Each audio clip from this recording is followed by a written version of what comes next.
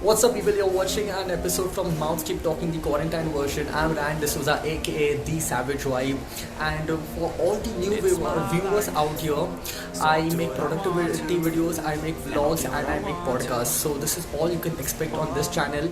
And according to YouTube analytics, most of you guys watching this channel aren't really subscribed. So please do subscribe and hit the bell icon.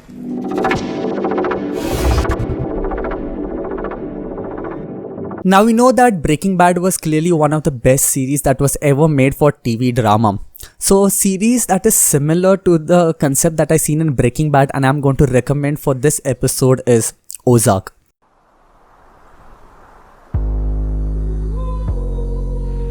Hypothetically, scale of 1 to 10, how difficult would it be for someone to disappear? Family of 4?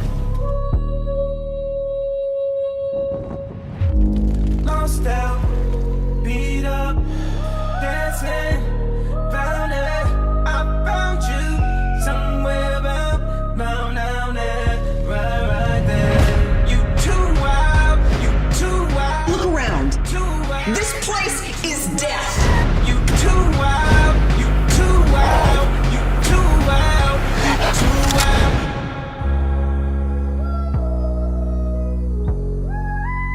We surrounded by the fucking wolves. Now, Ozark is a story of a financial advisor who drags his family from Chicago to Missouri or Ozark to launder money for his mafia boss. So you see the similarities between Breaking Bad and Ozark, but it's clearly not a copy. What I really liked about Ozark is how it doesn't only focuses on its protagonist, but it focuses on all the characters available in the series. Let it be his wife, or let it be their children, or even the secondary characters are given so much depth that we are interested to know what really happens to them. Or if one of them is killed or injured, we are like, what? This was going to happen? And that's the beauty about the show. Ozark got an 8.4 IMDb rating out of 10, which is amazing. What I really found commendable about the series is Julia Garner's performance. She won an award for it, but the way she picked up the local accent and the way she speaks in it, and her performance acting is just top notch. Ozark is definitely a recommendation and you should watch it. A podcast I would really like to recommend is Stuff You Should Know. I found this podcast I think 2 years back when I was in the search of I need more podcast, I need to know more, and basically I found this podcast. And what brought me to this is I really wanted to learn new stuff. I wanted to learn more things about culture. I wanted to learn more stuff about money, philosophy, and basically about everything else. And that is a kind of genre that I was looking for, and this basically fulfilled every aspect that I was looking for. So I gave it a try, and I selected a few episodes in my Spotify list, and I kept saved it. Out of those, I found an episode called How LSD Works, which was uploaded on May 5th 2016, and that episode was crazy good. So basically what Stuff You Should Know is, how did Stuff You Should Know get started? I remember how Stuff You Should Know got started. It was back in '08. Yeah. And we were just little staff writers, I think, for How Stuff Works. Yeah, just about little that big. junior kids. Yeah.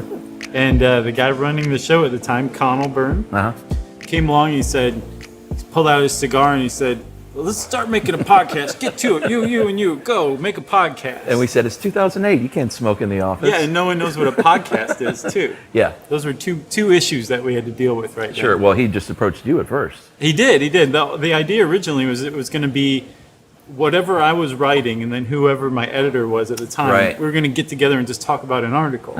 But if you remember, the first ones were... Well, they were short. They were, but pre-Chuck, Oh, yeah. And then you came along, and it was like... Yeah, well, we were work pals, and so the camaraderie was there to begin with. And you were kind enough to put in a vote for me as full-time co-host. Sure, right.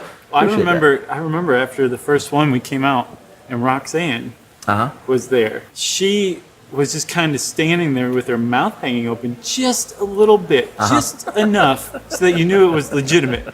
Right. She wasn't like putting it on anything. Like she really had her mouth hanging open a little bit. It just clicked. You know? So from that point on, it's been Stuff You Should Know. Yeah.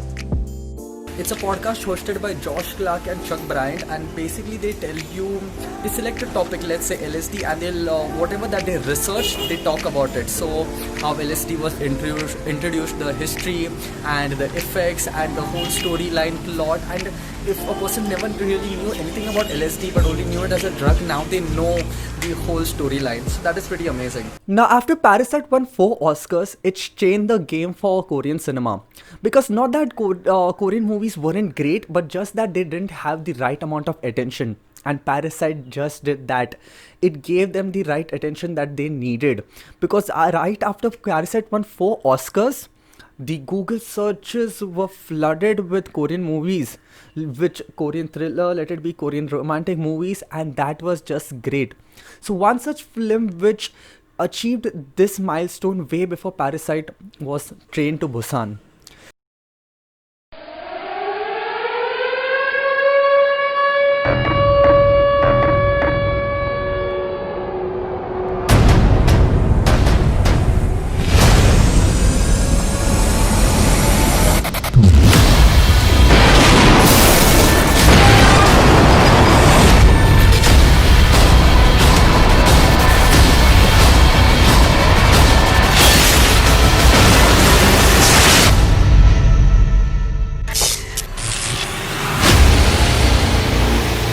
And Train to Busan is a zombie apocalyptic film, but it's really more than that. It encapsulates a feeling that's more than survival. And that's the beauty about this movie.